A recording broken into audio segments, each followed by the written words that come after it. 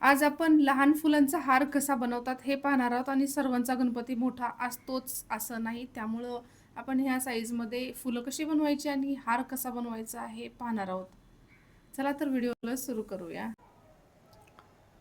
ही आपण पाईपलाईन घेतोय 8 mm ची. त्यानंतर ह्याचे 3 पार्ट करायचे आहेत आपल्याला. हे अशा पद्धतीनं 3 पार्ट करून घेतलेले आहेत. आता त्याला आपण कट करून घ्यायचे आहे.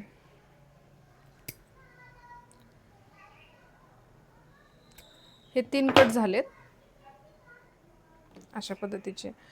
आता दुसरा एक पाईपलाईनर घ्यायचा आहे आपण 8 mm चा नवीन, आणि त्याचे 2 पार्ट करायचे आहेत आपल्याला. सिमिलर समांतर 2 पार्ट करायचे आहेत. त्यातला एक पार्ट घ्यायचा आहे. हे असा मारायचा याला अशा पद्धतीनं. त्यानंतर या 3 मधले हे 3 जे पार्ट बनवले ते छोटेसे, या 3 पार्टमधला एक पाईपलाईनर घ्यायचा, त्याला एक फोल्ड मारायचा आणि याला या ठिकाणी नेहमी जसं हिबिस्कस जास्वंदीचं फूल बनवतो ना त्या पद्धतीनं हा फोल्ड मारून घ्यायचा आहे. त्याच्यानंतर आपण याला थोडंसं असं आतल्या बाजूला खाली खेचून परत एक फोल्ड मारायचा आहे आणि हा त्या छोट्या पीसमधला सेकंड पाईप आहे. त्याला इथं असा फोल्ड मारायचा, जे आपण नॉर्मली हिबिस्कस बनवतो, जास्वंद बनवतो त्या पद्धतीनं. आणि परत ह्या साईडला झालं. आता ह्या साईडला आपण इथं पिंच करून इथं एक फोल्ड मारून घ्यायचा आहे.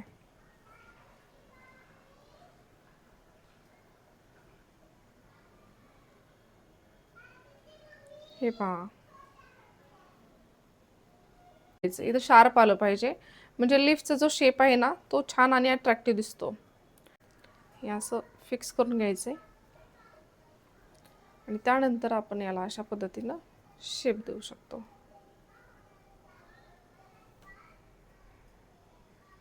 तर चला आपण फुलांना जोडून घेऊ. आता या सेम साईजमध्ये प्रत्येकी 5 पाकळ्या बनवून घ्यायच्यात. 5 फुलांसाठी 25 पाकळ्या, आणि ह्या 25 पाकळ्या बनवून घेऊन अशा पद्धतीनं जोडून घ्यायचे आहेत.